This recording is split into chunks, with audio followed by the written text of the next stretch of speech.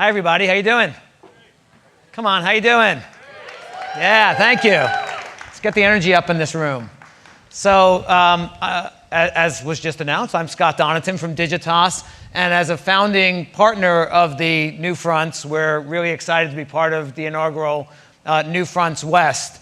And as the only agency presenter at the NewFronts, we've always tried to figure out what is the role that's different from the other presentations you're seeing, and we've chosen to be provocateurs and thought leaders in terms of focusing on bigger issues and challenges and opportunities that we see in the content space overall. At our NewFronts, which are held in the spring, this past spring, our theme was Boycott NewFronts, talking about the need for brands to take a stand, which is obviously very timely right now. We've also had a NewFront that was themed around skip ads, which was basically telling our own clients, stop making intrusive, interruptive things that people don't want and start figuring out how to add value to people's lives.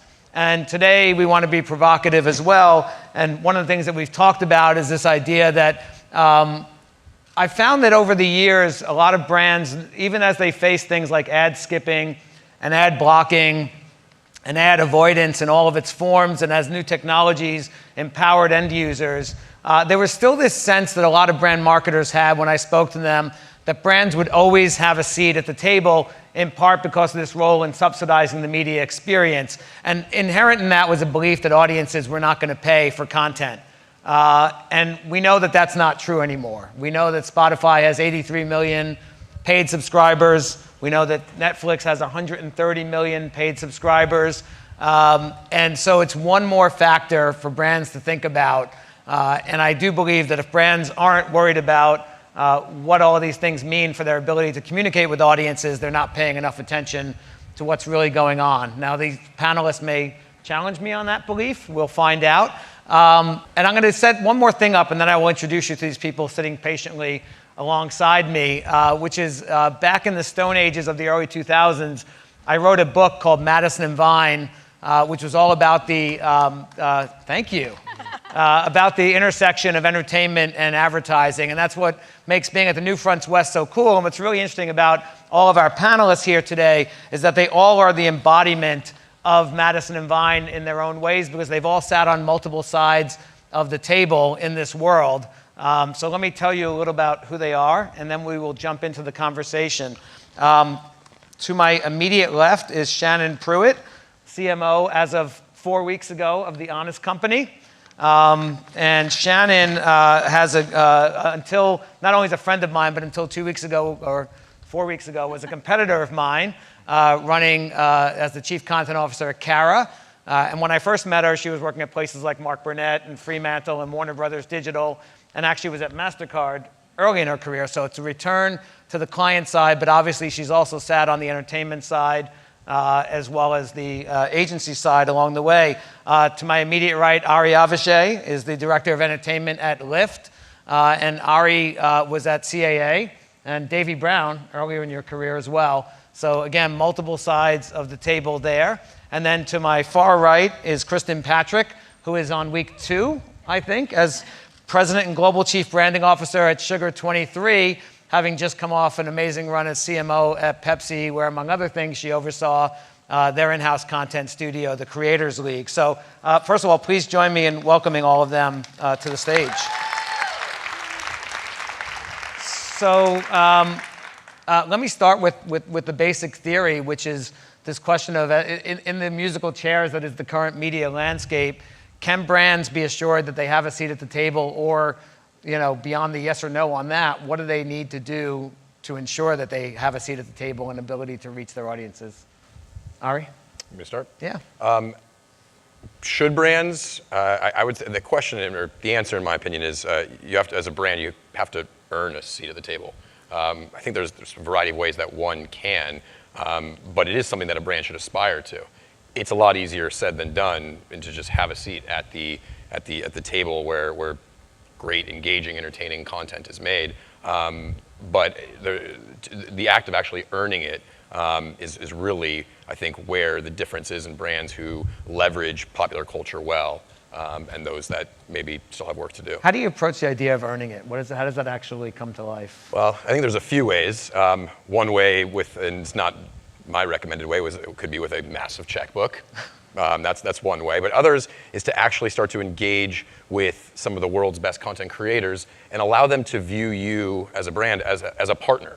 And that can be done through a variety of ways. But you want to work with them in a collaborative nature to help, as creative individuals, allow them to identify more areas where they can express their creativity and, of course, deliver your brand messaging. Or it could be something as helping to promote something that is important to them while also promoting your message. I want to come back on that, and I know you guys have done some pretty cool things, and that raises a lot of other issues about brands letting go of control to creators, or even co-creation, which can be a lot harder than it seems like it needs to be sometimes. But Kristen, kind of same place of like, do brands have a guaranteed seat at the table, and how should they be approaching this? I don't think brands have a guaranteed seat at the table anymore. I think that their consumer interaction has to be earned now. I think that brands are at this like really difficult precipice where a lot of them don't own the relationship with their consumer. There's new brands coming up that are strictly e-commerce that own the relationship. And a lot of the bigger brands still rely on 30-second television spots, and that's their game plan. And I think that those are the brands that are going to be losing in the future if they're not already not relevant right now. I think that for brands today, they have to be completely immersed in consumers' lives from a content perspective, experiential, and the toolbox is broadened too with all of the data analytics that I think brands need to now be using to be very specific about their communication in consumers' lives.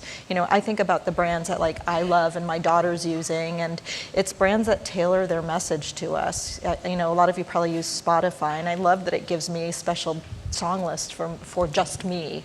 I think that that's kind of where it's all heading. And storytelling, we talk about that a lot in the marketing industry, but it is all about the story, and it's all about like touching somebody's heart and soul and making your brand just super relevant today. So I don't think that everybody automatically gets that role in consumers' lives. I think you really have to work at it. And I think you're right. It doesn't need to be a big fat check that you're writing. It just needs to be super clever and contagious. Oh, I have thoughts. I always have thoughts. It's funny, I'm new to my role, but it's sort of my chance. I've talked a lot about audience-driven storytelling and brand storytelling and earning attention and all the things that we all say, and now I'm finally in a place where I actually get to sort of take the reins and try to make that really come true.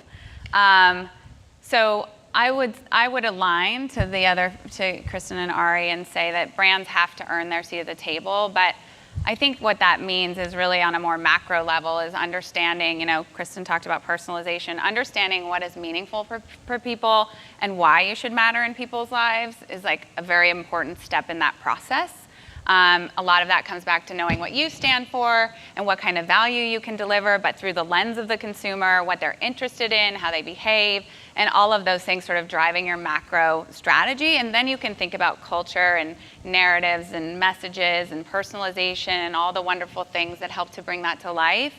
But I always say, like, content and storytelling is like a great dinner party, right? The consumer is your host. If you show up and you beat them over the head with the same message over and over again about how wonderful you are and why they should care about you and all these things, the chances are you never ask them any questions about themselves, you never talk to them, you never personalize or tailor their conversation, they aren't going to want to come back to your dinner party. And you're not going to be invited back to their dinner party, rather. So, I think that's the way of like thinking about it for me, which is all of this that we're doing consistent? Is it worthy of someone's time? How does each connection reinforce something else? And as I come in to look at my role at The Honest Company, like that's, table stakes. Yeah. So I think it's interesting that like we all know it, and those of us who speak the language and believe in it, and there's a lot of people in this room I know who do as well. The logic is there, right? Why would you intrude and interrupt on conversations? You are like the unwanted guest at that point. You're basically literally interrupting the content people are trying to spend time with in order to talk about yourself versus understanding what their needs are. And yet, the amount of investment that still goes against And obviously, we're not saying that those forms of marketing don't work. The money wouldn't be going there if they didn't work and play a role in the ecosystem. And yet, it seems to me that so many brands are afraid to really invest in a bigger way in content marketing and entertainment marketing. And, Kristen, I'll ask you, Pepsi obviously did invest in a big way. And the Creator Studio was a huge bet. And if you can talk a little about, what went behind that investment, as well as kind of lessons learned, maybe good and bad in that, as what brands do take, because so many brands are still tiptoeing into the space that it's kind of amazing when you see a brand just go, we're all in. Yeah. Look, the Creators League Studio for PepsiCo was a huge move because for many, many years, the company was outsourced all of its creativity. So to sort of bring that in-house and start to find new ways to do less expensive production. And, back in the day, the company would create 2 to 4 million television spots a year, right? And that was it. So think of the Cindy Crawford days. The company now needs to create on one brand like thousands of pieces of content a daily. And how do you get that done? And I think it's a question a lot of the big guys are asking themselves, like, how do we get this done in the current ecosystem when we've been outsourcing creativity for so long? So really, that was the impetus of bringing some of those capabilities in-house. It was, retraining the marketing staff. It was retraining our agencies to work with us differently. And we made a lot of mistakes. And, when you bring something that big into a company that hasn't done it for that long, you are bound to make mistakes. Production is a highly detailed skill set, and so we had to learn all of that. And I'm proud of some of the work that my team did there. I love the Uncle Drew film that we did. I think it was kind of a first of its kind. We actually took a piece of our own intellectual property and made a movie out of it and monetized the whole thing. So I love that, and I'd love to see more companies doing that. Social media was something that we brought in-house, and we could be much more reactive to what was happening in the world, particularly around Super Bowl time. And it kind of gave us an editorial voice as a brand and company. And then, there were things that we made mistakes on.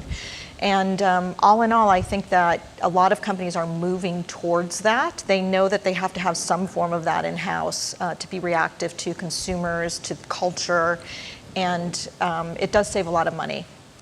Yeah.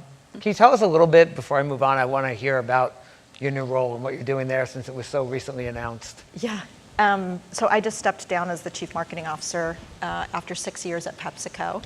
And, part of it was, I was telling these guys behind the stage, a personal decision. But the other part is I have been sitting kind of watching the world from, my perch at PepsiCo. And I found a kindred spirit in a partner by the name of Michael Sugar. He is a pretty prolific producer. He won an Oscar for Spotlight, did 13 Reasons Why. And I met him, and we were both kind of looking at what was happening with brands. And from his side of the table, from like a very creative, cultural perspective, companies were coming to him and asking like, where do we go? Where's it all going? Can you help us think about our brand differently? And from my side of the table, I saw a real need to take some of the discipline that I learned at companies like PepsiCo and sort of incorporate it into the creative skill set. So we started a company called Sugar 23, and obviously sugar has to do with Michael Sugar's name, but we're also super sweet.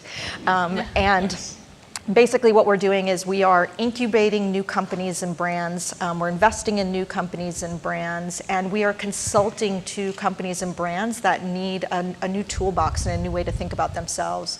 So, we have a equity stake in an experiential company because I think experiences, particularly for Gen Z, are going to be really, really important.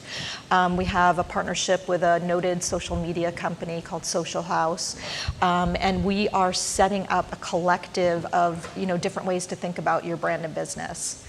So that's what we're doing, and I'm really excited. So I stopped wearing suits to work every day, and I now wear jeans, which is super cool for me. Yeah, awesome. I think I'm going backwards in life. I was wearing suits, and then I was wearing jeans and T-shirts. I figure pajamas might be next. Yeah.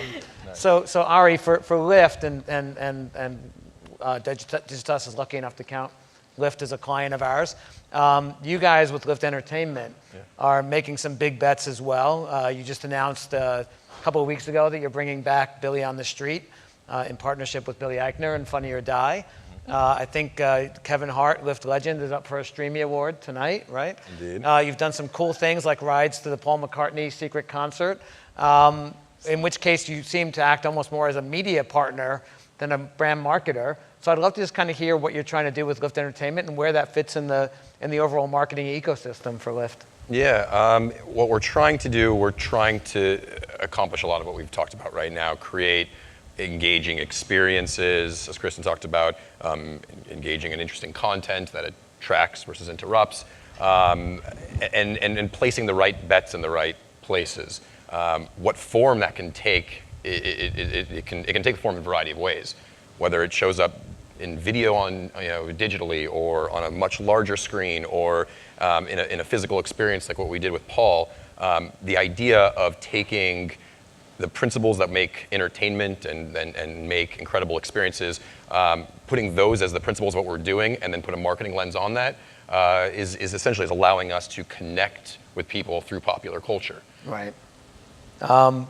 So I'm going to go to you over here. We got to talk a little bit here. On the agency side, we had to deal with the reality of trying to convince these people to invest money in content. Wasn't easy, right? No. What do you think the biggest challenges and questions were, and how are those going to come to life now that you're on the client side? I know, right? Jeez. Oh, so much pressure. I think that the biggest challenges were how is this going to, it's fascinating now to be on the other side, right? Like it's very different to be on a 7 a.m. call or a 9 p.m. call and sort of dipping in and out of your client's business and trying to understand when they've been in meetings all day long, trying to think about revenue gaps and retail and channels and your own channels and like how all that works together. And I think, the biggest questions is how is this going to contribute to our bottom line? How am I going to show a return on ad spend? Even if it's not an ad, it's still considered money that is an ad, right? It's meant to attract people and bring people into your brand. And I think the ability to, that's why in media agencies we're talking about attribution models and programmatic and the ability to sort of, I can connect with you one-to-one and you will, then I will know how you behave and, all those things. But then when all of those things have to come together and you're looking at this thing over here going, that's really cool, how is it going to drive my bottom line? How am I going to measure? How will I know how it contributed? And some of it is as defined by not setting up the success metrics properly to know how it's supposed to contribute. And that is sort of runs rampant a lot, which is like, well, we tried that once and it didn't work. It's like, well, what'd you do? Did you amplify it? Did you have a success metric? How was it supposed to be successful? How would you know if it's successful? And so, I think that those were all the questions, like how much should it cost? How should we measure? How will we know how it contributes? How does it work as part of our overall organization? There's still so many questions, and I think Pepsi bringing and doing all the content studio in-house is a very bold move, right? And there's a lot of conversation around, do we have an all-agency model, a hybrid model? Do we do all of it in-house? Like, what is the right dynamic, and how does that all fit together? So I think, it's funny, the questions that sort of were always questioned, now I am sort of tackling on the other side. But I also feel like oddly uniquely qualified to do so because having been part of the agency business for so long, better understanding how you can partner with your agencies and better understanding what types of content is it worthy of your time, how data and insights actually drives the development of that ecosystem, and how you go from platforms, storytelling into campaigns and not the other way around. Like all that stuff for me has been a super exciting 3-week in challenge. But also this like massive opportunity, and it's sort of like how do you get focused and not try to boil the ocean and just sort of one little pocket and sea at a time. So one of the things, and I think in 10 years plus of watching this world is that a lot of the challenges and issues that we're talking about now, right, John McCarris, are the same challenges and issues we were talking about when Digitas founded NewFronts with John there 11 years ago, which is kind of depressing. But I think it's one of the questions it raises, and measurement's one of the biggest, I think we'd all agree. Challenges to this is there's a belief of, does this work? Can you prove it works? We've done a lot of studies, and I'm sure each of us here have, that actually show that content marketing can outperform traditional advertising at every point in the consumer journey. So it's interesting, sometimes people say, what is it good at? And it's kind of the reverse question. It kind of should be, what are you trying to accomplish? And then what kind of content are you creating? Where are you distributing it? At the same time, I think what we're really hearing in the resistance is that there's a lack of standards. But I think that part of that is that this world is so custom. And that's part of what makes it scary as well, right? It takes extra work and more resources to make these custom things. It takes, a redefinition every time. The number of times a week that I'm still asked, what is content? Right? And have to define that.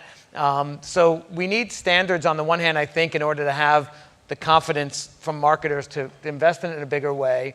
And yet it's a space that almost defines easy definition and standardization because it can take so many forms. So, Ari, I'll start with you. Like, how do you think about all of that? Well, I think if you're going to leverage content and entertaining content, you have to understand a few principles. I think one, there isn't the same structure in how that's made as it is in how to make and measure a 30-second spot. So I think there's a level of acceptance and understanding that it's a different model, it's a different approach. The way that you're going to gauge it's different than if you try and use the same measuring techniques that you would for a traditional form of advertising, you're not going to find the right success. There's also risk involved. Kristen, they took significant risk in creating what you guys created, and understanding what that risk is and how to mitigate that is also part of I think the special sauce of how to best leverage content to accomplish real life business goals. And I think it's one of those things that when you're on the agency side, and Shannon and I shared a client for many years, you're constantly trying to convince your client to take the risk and understanding why and all the parameters around that. And now being on the brand side, and Shannon's infinitely smarter than I am, so I'm sure she's learned this in the 3 weeks that she's been there. But like, it's a different story when you're on the receiving end of it, and how to understand and mitigate the risk and calculate the moves that you do make, and understand that while there will be successes, and thank you for highlighting the 3 that you chose, I can also mention 3 others that didn't work, and understanding that balance and how to enter that arena. I was going to say, I think, and you guys have all experienced this, but finding your kindred spirit CMO to try those things is really hard, because I was reading the other day that the average tenure of CMOs is now 2 years. So I think a lot of people get into the office and they decide that they're going to do tried and tested things where there's proper ratings set up, and you can sort of go back to the board or your boss and say, listen, this did exceptionally well, here's the Nielsen ratings, here's the impressions. Like, we're used to measuring those things, and you can kind of check the box on those, but some of this stuff still is a huge risk. Like, I used to sit in meetings and Indra Nui would say to me, how is this moving one more can of blue Pepsi? And I could not always answer that. And so, I think you definitely have to weigh all those things, but I don't know, I think that for anybody who wants to take a risk, it's kind of worth it, because if you just need one thing to hit and to touch the heart and soul of somebody, and those are the things that are really special, and I feel like those are the things that your team lives off of as well. And some things suck and you wish you never did them, but I don't know, live and learn. Yeah, sometimes. no, I think it's interesting. When I was, a few years ago, I wrote an article for Fast Company called The 10 Commandments of Content, but one of them was go all in, because I do think if you look at the marketers that have had the most success, GE comes to mind, Red Bull comes to mind, right? These are brands that have really they did go in and bet big in the space and commit to it and figure it out. And I think it's those that tiptoe. And I understand why they tiptoe, and I understand all the questions around measurement. And look, there's a level on which none of what we're saying here is new. And now I'm channeling Mr. Rothenberg of this space, the greatest ads, if you went back to the greatest ads of all time, they were always great storytelling, right? The lemon ad for Volkswagen was great storytelling. There were always things that were worthy of people's time and things that people would choose to spend time with. I think the difference now is that you kind of have no choice. right? So one of my bigger clients will say all the time, I know that millennials have no interest in watching my ads ever in any format, and yet still spends 90% of his budget making interruptive advertising. And it is that leap of like, when will the tipping point come, or will the tipping point come for this as one of the primary marketing tools? I mean, from my own focus group of one, right, something that I can actually control, which is 100%, right? Like, I always believe that all marketing should be content marketing. It should always look at the consumer first to understand, like, what do you care about? Why do you care about it? You know, passions, interests, motivations, behaviors, blah, blah, blah, barriers, triggers, like all the words. But then how do you architect that, right? And then everything you do can be a derivative of that, right? Whether it's how you build your search strategy, how you build your programmatic, how you build, if they're not on television, like Honest Company, we don't advertise on television, right? We are actually a digital marketing company, which is really interesting, right? And there's always the question, well, will we ever advertise on television? I'm like, don't know yet, right? Is our audience on television? What are they watching? How do they watch it? Do they actually pay attention to all those 30-second pods that we spend a ton of money on or 6 seconds, or whatever form or fashion they come in? Are they paying attention? And whatever's inside of that, if it's garbage, no one cares, right? So I think, you know, for what's so interesting right now is we were born as a digital company. We have a massive database of, you know, hundreds of thousands of women and subscribers, and now we're being sold at Target and Amazon. And how do you start to make that shift into where you had this sort of unique model that now lots of brands have, but you're starting to scale that, and you have, you know, to sell products, and you've got to move product in order to get more product on shelves and get bigger space and compete with all the other brands. And, you know, are you in your category? Are you out of your category? Like all the things, right? And then still close those gaps and meet your numbers. You have a big challenge. I'm exhausted, yeah. No big deal. You do. Like every day, you know, no big deal. Yeah. But it's also like, if you could focus, like laser focus, like all I've come in and it was like, let's laser focus. What do we got? What do we stand for? Who do we talk to? Who are our audiences? Let's work with our partners to figure all that out. Then we can figure out how we go to market. All right, great. I'm going to switch gears a second, being that we're in Hollywood. And Ari, you mentioned this earlier, and I call it the world's largest creative department. And even though I run a creative and content capability at a marketing agency, I do believe that brands right now, in a very positive way, have access to the world's largest creative department, meaning every storyteller wants to work with brands. But let's talk about where we actually are in that. I would say, you know, broadly, cartoonishly speaking, 10 years ago, creators thought it would be like selling their soul to work for a brand. 5 years ago, they were kind of like, wait a minute, you mean there's a different person who can write checks to make my stuff? Great, write a check, but sit there quietly at the table, don't say anything, just let me do what I do. I think now we're moving into a time when there is truer collaboration and a sense that brands and creators can do things together that both respect the integrity of the creator's vision and get across the brand's goals. But how difficult, it's still not an easy thing to manage. So I'll start with you, Ari, because you guys are doing a lot of it right now. Where do you think we are in that relationship between, you know, and the tensions, which are natural ones, creators and brands, and you know, where do you see it headed? Where are we in it? I think the brands that can master the art of having a creative individual view them as a partner or a co-collaborator will be the most successful. It's a lot easier said than done. It's hard to really understand what goes through the mind of a creative individual, whether that individual works at an agency or has a first look deal set up at HBO. It's a different mindset. So understanding the mindset, understanding the business models, understanding how those worlds work will help. I think ultimately you want to get, if you're going to leverage the power of entertainment and content and popular culture, you want to get to the point where your creative partners view you as a co-producer of sorts, view you as a versus just a brand and a marketer. If you can reach that, you're going to have a much greater likelihood of success. I think we've done that with, I won't spend too much time talking about it, but we've done that with folks like Kevin Hart with Live Legend, the series that we're honored to be nominated. But the evolution of how that came together was more about working with Kevin to create this, what some would say is a very funny, hilarious series, partly because he really wanted to do it, not because there was a financial considerations and other things that we can do. But that's the mentality. It's being able to work with a creative individual to allow them to express their creativity. If that's at the core of how your relationship is built upon, you're going to have a greater likelihood as a marketer of having success in delivering your marketing message. Kristen, we're out of time, so I'm going to ask you to close. But you did a lot of the same when you first got to Pepsi. You know, went out, met with a lot of creators, showed up at film festivals, really, looked to partner. Where do you think we are in that process? I think that it is like the most amazing thing a brand can do. These people look at your brand and have a million different ideas that like you would never think about as a brand leader or a brand management team.